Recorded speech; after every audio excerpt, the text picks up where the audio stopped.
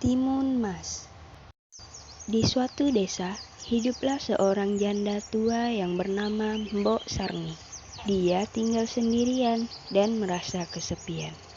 Dia sangat mendambakan adanya seorang anak yang bisa menemaninya. Suatu sore, Mbok Sarni pergi ke hutan untuk mencari kayu. Di tengah jalan, Mbok Sarni bertemu dengan raksasa pemakan manusia. Ia gemetar ketakutan dan memohon raksasa untuk membiarkannya pergi. "Baiklah, aku akan melepasmu kalau kau bisa memberiku seorang anak untuk disantap," gelegar suara raksasa tersebut. "Tapi aku tidak punya anak," jawab Mbok Siti Sarni dengan lirih.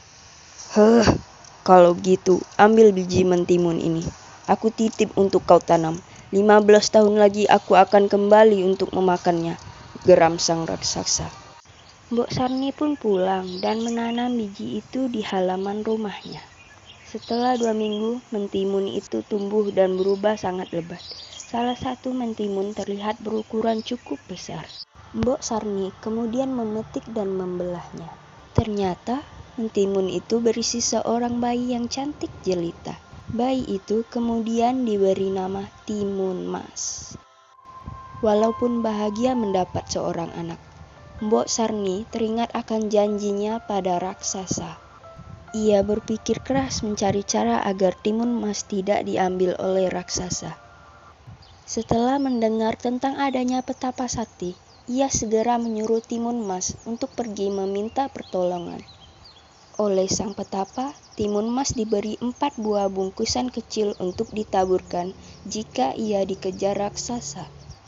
Dan benar saja, ketika saatnya tiba, raksasa datang menagih janjinya. Mbok Sarni berusaha mengulur waktu agar Timun Mas bisa kabur. Menyadari hal itu, si raksasa murka dan segera mengejar Timun Mas.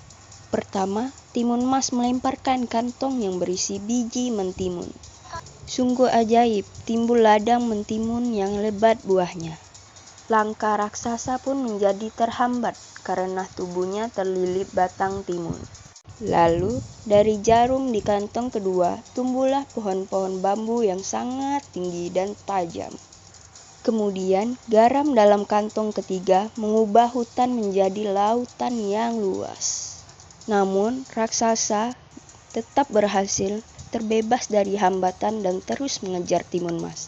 Ketakutan, Timun Mas pun melempar kantong terakhirnya yang berisi terasi.